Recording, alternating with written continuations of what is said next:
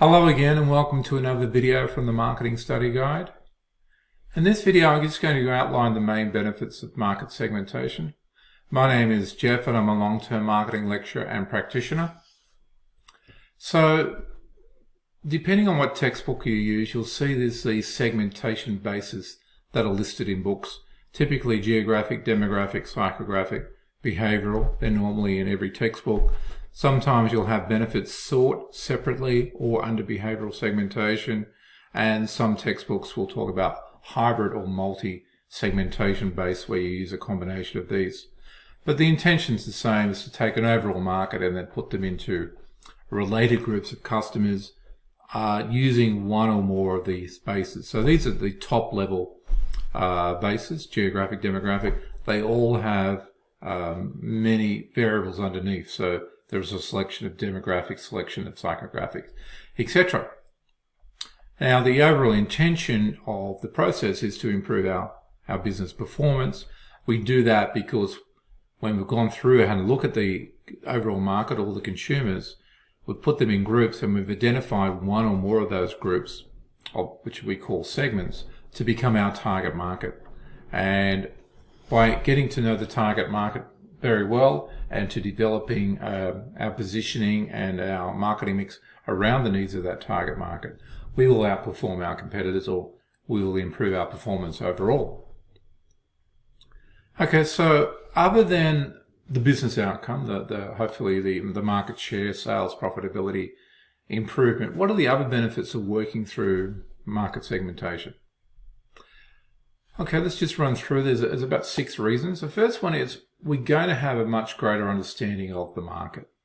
Okay, because we've looked at everybody and we've had multiple attempts, most likely, at segmentation, and we've segmented different ways and we've considered this and considered that. Over time, in that process, we're going to be very strong in understanding different customer needs and what they're looking for and how they're interrelated. As I said, we're going to most likely trial and error different approaches to segmentation, and we're just going to be have more understanding, pretty simply. The second thing is we're going to probably, if we spend enough time on it, probably going to have a more innovative approach. If we do segmentation very quickly, we go, well, let's segment by age group or let's geographic area. There's nothing overly innovative about that, and it's not necessarily very overly helpful. And I've got lots of videos on the fors and against of different approaches to segmentation, which you can find on YouTube and my websites. But basically, by spending the time with it and thinking about it and analyzing it, we're more likely to come up with better defined segments. And this should give us a competitive advantage.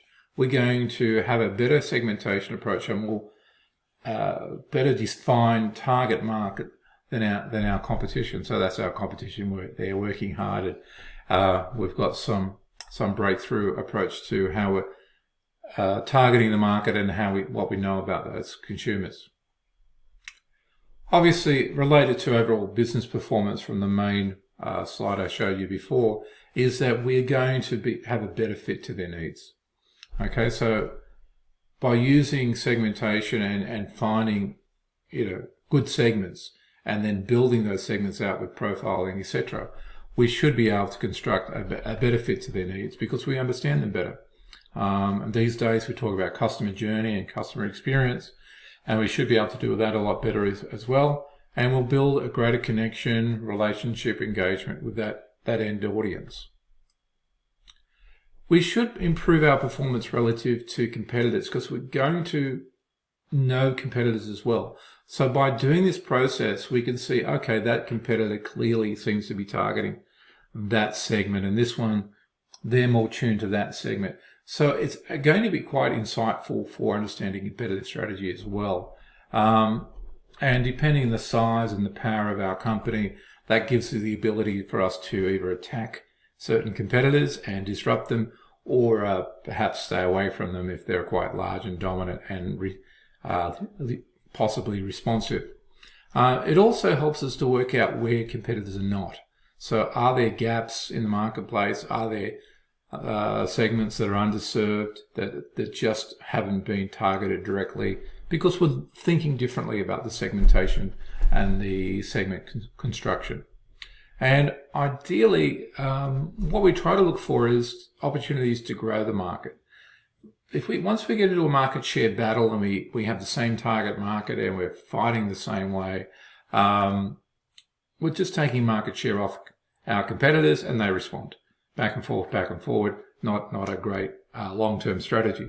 But if we're thinking differently about the marketplace, we may be able to grow the overall market, which means that we get bigger, and our competitors are largely unaffected by our actions, or possibly even benefit from it because we're bringing non-consumers into the category and they're gaining as well. So they're going to either leave us alone or perhaps support us indirectly in our endeavors.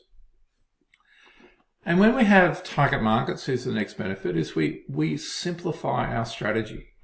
We know what we're after. This is the target market. We've spent time on the segmentation process.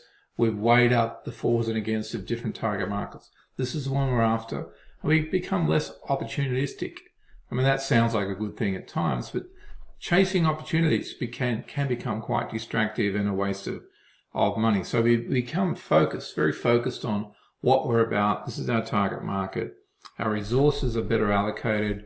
Our money goes into the right areas, etc. And something down the bottom here, new product development path. One of the big spends in marketing is obviously, communication and promotion. But the other big spend is new product development. So if we have a clear understanding of our target market, our future products become clearer and we actually map that out for the next few years. And so this product and then followed by that product and that product. And we could say, hey, in the future, we want our product mix to look like this. Sorry, skip forward one. The last benefit I've got is because we're very focused, we can have a lot more brand consistency. We can build a stronger brand, a clearer brand clarity, positioning, all improves. Building brands takes time, money, and we have to get our brand into the minds of the consumers and our target market, which is a considerable effort. But if we're very focused and we're connecting to that target market and we understand their motivations and how they think and what they're after and how they make purchase decisions and who else are they considering, we get a lot of brand benefits. And we're able to connect our brand integrity and our values to the values of consumers and go from being that's a nice brand to a brand that becomes part of people's lives and adds value to their lives. So that's the summary of the benefits. As I said, the main benefit is we will improve financial performance, which is always good, and we'll have a stronger competitive position.